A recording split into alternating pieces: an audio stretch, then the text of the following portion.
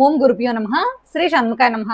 మూఢం ఏ మంచి పనులు చెయ్యొద్దు అని అందరూ చెప్తున్నారు. అసలు ఎందుకండి ఏ పని చెయ్యొద్దు అంటున్నారు? మేము బంగారం కొనుక్కోవచ్చా, వెండి కొనుక్కోవచ్చా అని చెప్పి చాలా మంది మన జ్యోతిషాలయాన్ని ఫోన్ చేసి అడుగుతున్నారు.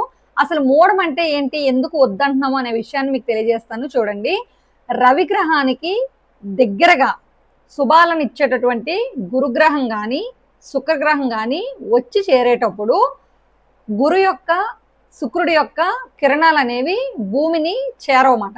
అలాంటి సమయంలో శుభగ్రహాలు వీక్షణ మన పైన ఉండదు కనుక అప్పుడు ఎటువంటి శుభకార్యాలు చెయ్యొద్దు అని మన శాస్త్రాలు తెలియజేశాయి.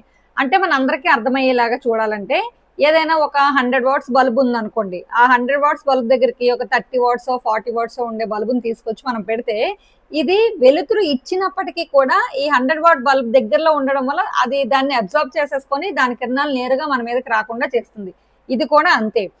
రవి దగ్గరలోకి గురువు గాని శుక్రుడు గాని వచ్చి చేరేటప్పుడు వాళ్ళ యొక్క శుభకిరణాలు అనేవి నేరుగా మనకి చేరవు కనుక ఎటువంటి శుభకార్యాలు చెయ్యొద్దు అని మన శాస్త్రాలు తెలియజేశారు. దాన్నే మూఢమని కూడా మనకి చెప్పారు.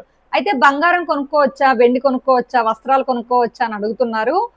ఇంకా అమ్మాయి పెళ్లిళ్ళు ఉంది, లేదు అంటే బంగారం ధర తగ్గింది, ఇవన్నీ కూడా సామాజిక పరిస్థితులు కనుక మూఢంలో మీరు కొనుక్కోవాలి అనుకుంటే, తప్పదు అనుకుంటే కనీసం ఆ రోజు తిథి వారం నక్షత్రం చూసుకొని అవేవి కుదరవు అంటే కనీసం గురువారంలోనైనా బంగారం కొనుక్కునే విధంగా చూడండి. ప్రత్యేకించి ఈ మూఢంలో ఉపనయనాలకి, వివాహాలకి, గృహారంభాలకి, గృహప్రవేశాలకి వీటన్నిటికీ కూడా ముహూర్తాలు ఉండవు. అద్దీళ్ళు కూడా పాలు పొంగించి గట్ట చేస్తాం కనుక మారకపోవడమే మంచిది.